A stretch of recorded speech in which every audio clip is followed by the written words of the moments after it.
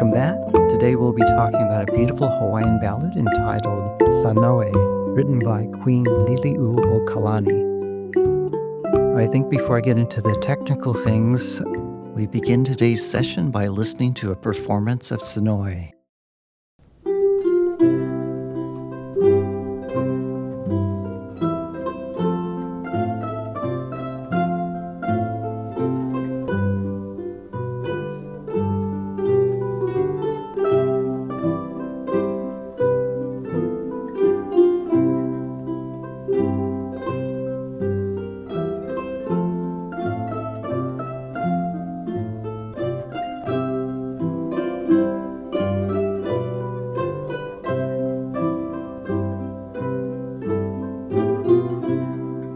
To play Sanoe's melody, your left hand will need to play on or near the 5th fret. Call this the 5th position because 1, 2, 3, 4, 5. Our first finger is oriented to that 5th fret. And we have 4 notes in that area, 4 frets without stretching. And in this piece, we have to learn a number of new notes. So if we look at them, in the first position, you learned on the first string, A, B, C. Well, we have the same notes on the second string, beginning on the 5th fret, A, B, C. The first string has completely new notes. So as we go from the open first string, A, B, C, after C comes D, so that's 5th fret. And then on the 7th fret, E, and on the 8th fret, F. A good thing to do would be to walk through these notes and say their names out loud as you play them.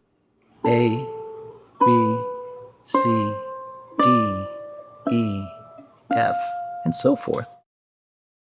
So when I start this piece, it begins with a pickup on beat 3. So it's in triple meter. I'll count 1, 2, and we'll start on beat 3. You'll 1, 2, 2, 3. So at that point, from this note C, I have to go up and play the high E. And that means I'll have to actually shift the entire arm up there. The best way to do that is to use what we call a guide finger. So as I play this,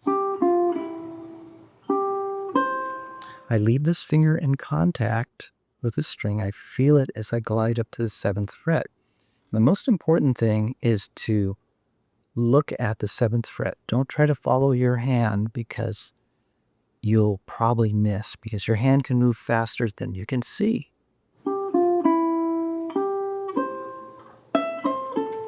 There we go. Now to come back from that, play this note A open, and as that rings, you'll bring your hand back. See?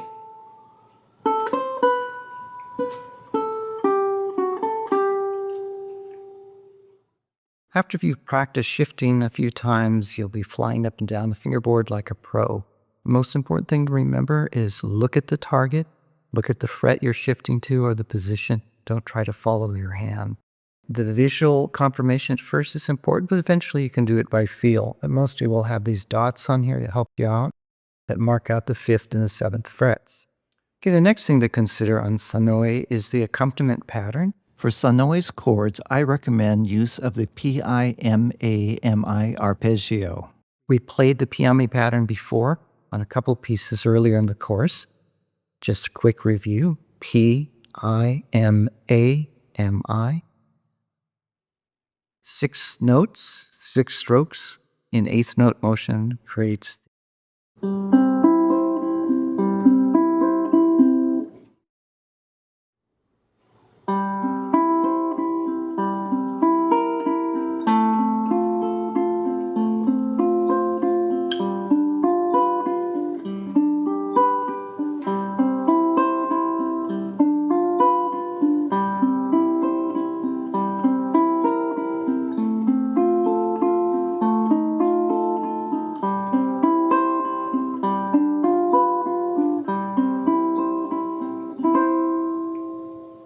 You can also strum it if you're playing with a partner.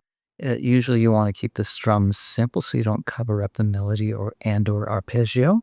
So for example, 1, 2, 3, 1, 2, 3, 1, 2, 3. You can also do a gentle 3 down strums.